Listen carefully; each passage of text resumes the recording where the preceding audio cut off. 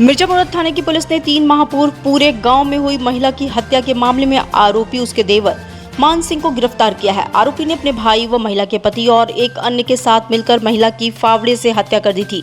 Police ने अपनी जांच पड़ताल के बाद 3 आरोपियों को गिरफ्तार करके जेल भेज दिया था। पुलिस 3 महीनों से इसकी खोजबीन कर रही थी। पुलिस ने आरोपी के ऊपर 25,000 रुपए के इनाम भी रखे थे। मड़ोली क्षेत्र के बरेगा के एक क्वार्टर में गुरुवार की सुबह स्कूटी चार्ज करते समय तेज धमाका हुआ, जिसमें वहां काम कर रहे 2 प्लम्बर बुरी तरह घायल हो गए। उन्हें इलाज के लिए अस्पताल भेजा गया। बरेगा कर्मी सोमेश्वर दास के एक क्वार्टर में प्लम्बर पाइप का कार्य कर रहे थे। उसी वक्त समीप खड़ी स्कूटी जो कि चार्ज हो रही थी, उसमें धमाके के साथ आग लग गई।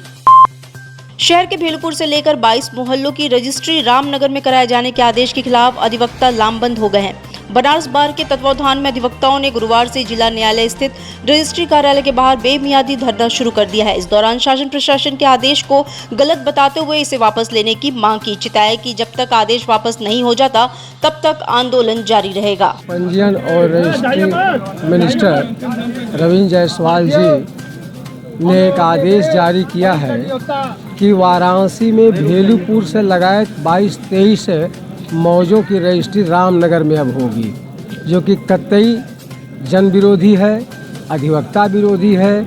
इसके विरोध स्वरूप आज यहाँ अधिवक्ता धरना पर बैठे हैं और ये जब तक आदेश वापस नहीं होगा तब तक हम लोग धरना देंगे। कार्यक्रम आगे का ये है कि 1 हफ्ते तक ये हम लोगों का धरना चलेगा। उसके बाद 5 दिन तक हम लोग अनशन करेंगे और उस 5 दिन के बीतने के दौरान भी अगर आदेश नहीं वापस हुआ तो 13वें दिन से आमरण अनशन शुरू होगा। लेकिन यह आंदोलन तब तक चलेगा जब तक कि यह आदेश वापस नहीं हो जाएगा। बीएचयू परिसर स्थित आरएस भवन को फिर से बिना अवरोध संचालित करने के मामले में सिविल जज जूनियर डिवीजन फास्ट ट्रैक प्रथम पवन सिंह की अदालत में सुनवाई टल गई। पिछली तिथि पर बीएचयू ने जवाबदेही दाखिल की थी। कोर्ट के पीठासीन अधिकारी के अवकाश पर होने के कारण इस मामले की सुनवाई के लिए 15 मार्च की तारीख निर्धारित की गई है। नगर निगम की टीम ने गुरुवार को नगर में अतिक्रमण के खिलाफ अभियान चलाया। इस दौरान गृहकर बकाया होने पर 5 भवनों को सील कर दिया। वहीं अतिक्रमणकारियों का सामान भी जब्त कर लिया।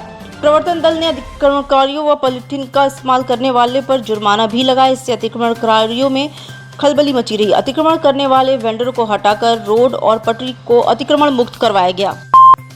महात्मा गांधी काशी विद्यापीठ के जिन विद्यार्थियों का नाम उत्तर प्रदेश सरकार द्वारा संचालित स्वामी विवेकानंद युवा सशक्तिकरण हेतु स्मार्टफोन टैबलेट वितरण योजना सूची में है और वो स्मार्टफोन नहीं ले पाए, ऐसे विद्यार्थी 9 मार्च 2024 को स्मार्टफोन ले सकते हैं। विद्यार्थीगण उक्त तिथि को प्रशासनिक भवन 1 के भूतल स्थित परीक्षा सामान्य के काउंटर से पूर्वाह्न 11 बजे से अपना स्मार्टफोन ले सकते हैं।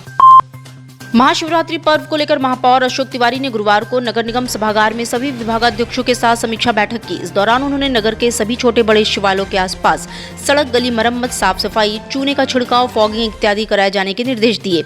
महापौर ने सभी अधिकारियों को निर्देशित किया कि इस कार्य हेतु क्षेत्रीय पार्षदगण से संपर्क भी करे एवं उनसे वार्ता कर आवश्यक मूलभूत व्यवस्थाएं कराए। महापौर ने शहर में साफ सफाई पर भी विशेष जोर देने को कहा।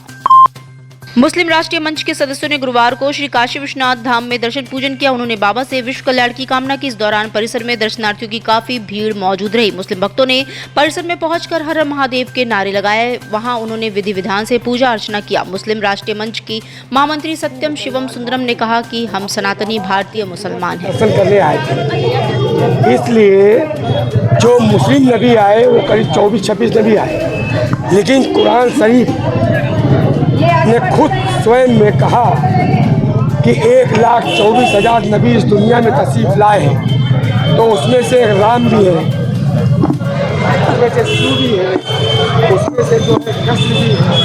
इस तरीके के जो हमारे नबी हैं उनके हम लोग पूर्वज के अपने दर्शन करने, अपने बाबा के दर्शन करने आए थे, क्योंकि जो हमारे पूर्वज थे और वर्तमान की जो हमारे बहुसंख्यक समाज के जो लोग हैं वो हमारे भाई हैं। हमारे बाबा दादा एक थे, आज भी डीएनए एक है। कांग्रेस के प्रदेश अध्यक्ष अजय राय ने वाराणसी में मीडिया से बातचीत किया। कहा कि चंदौली से आगरा तक निकली भारत जोड़ो यात्रा में लोगों का भारी समर्थन राहुल गांधी को मिला है। सभी लोगों ने राहुल गांधी के मेहनत व उनके परिश्रम की प्रशंसा की है। समाजवादी पार्टी के गाजीपुर के प्रत्याशी अफजाल अंसारी के चुनाव में प्रचार करने के सवाल पर अजय राय ने कहा कि मैं कांग्रेस का प्रदेश अध्यक्ष हूं। मेरी पार्टी के प्रत्याशी जहां से चुनाव लड़ेंगे मैं उनका प्रचार करूंगा और सबका सहयोग साथ मिल रहा है। हिमाचल में 6 विधायकों को उनकी सदस्यता रद्द कर दी गई, क्या कहेंगे? मैं इसका स्वागत करता हूं और बहुत अच्छा निर्णय है। तत्काल कार्रवाई भी बहुत ही अच्छा कार्य है। मैं बहुत स्वागत करता हूं।